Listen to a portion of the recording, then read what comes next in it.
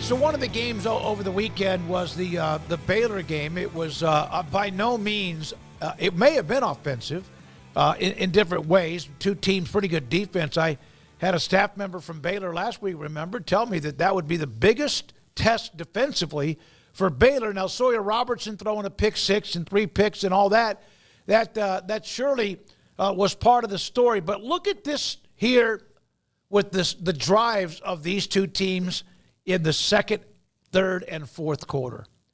This is hard to fathom. Baylor's won 5 in a row now. Field goal to end the half. Punt, punt, punt, field goal, interception, and then they kneeled down after the game, after another interception that they had of Houston and Zion Chris. Now, Houston, interception, punt, punt, punt, missed field goal, punt, interception, interception. Is that good defense, or did just both offenses just have a bad day? I think it can be a little bit of both. I think the defenses were playing well. I don't think Baylor had their all their pitches in the arsenal. Offensively, I think Houston did a good job of kind of keeping them a little off balance so they couldn't run away with the game. But at no point did I ever feel like Houston was going to win it. Like there was a couple times I was like, man, if Baylor makes these mistakes, snapping over the head and like all the kind of silly mistakes, if they make those against a better team, they lose. But I just never felt like Houston had the momentum or the consistency to take that game.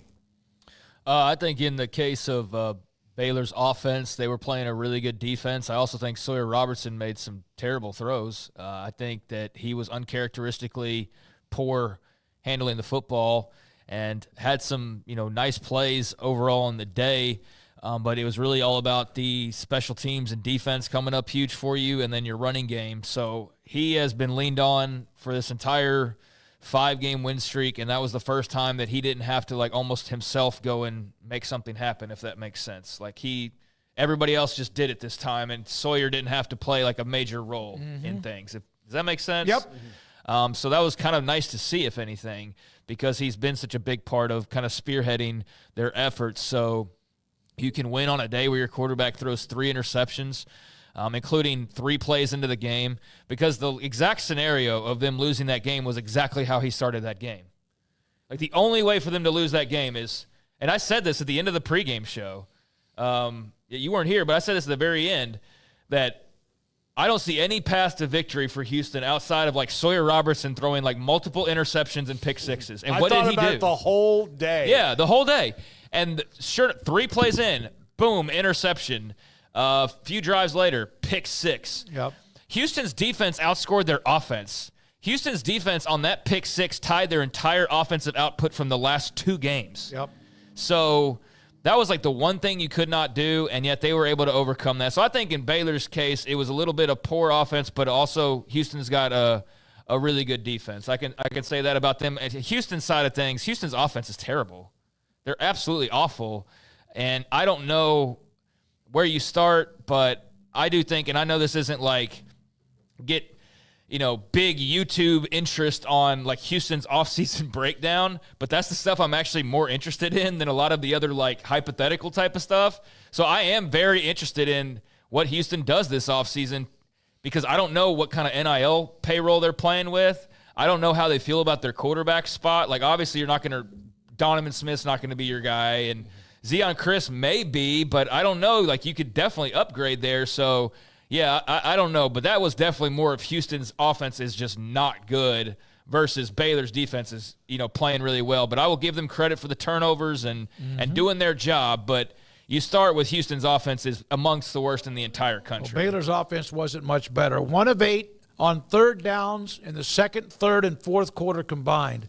They just never had the ball, I think. I think it was in one of those quarters they just never had the ball. But they won, and an ugly win is a win, and it also gets you to 5 consecutive wins. And after the game, Dave Aranda, this is a short clip, about 40 seconds or so, when asked about the struggles they had early in the game and also in any way reflecting back on earlier this year. It's hard. It's when you're trying hard and it's not really working, and you don't suck, but there's just a whole bunch of stuff coming at you that you suck. then it's just easy to think that you suck, and so that's half the battle right there, really. That's half the battle. And so, we talk about keeping the outside on the outside, and sometimes it gets on the inside, and when adversity hits, it's usually when it seeps in. And so to having gone through all of that, to get to the other side of now that we can win, and we're winners, and we're going to find a way to win, it's I think you can feel solid in just who you are and what you're about because you've been through all of it. Well, that's right outside of a club in Houston. Yeah, that was them live producing a hype video.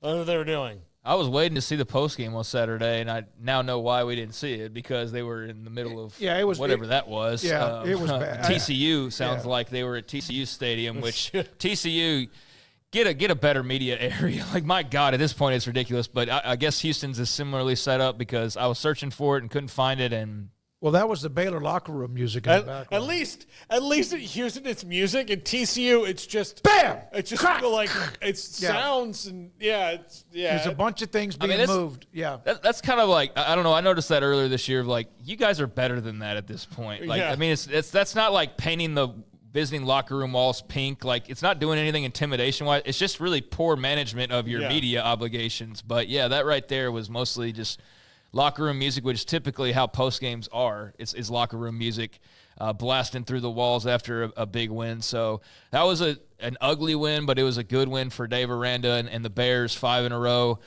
You definitely felt like that was probably the way the game would play out, and it was just a matter of if you protected the football, you didn't, but you overcame it anyways, and you actually won a turnover battle when your quarterback threw 3 picks, because the other quarterback threw 3 picks, and then they also fumbled.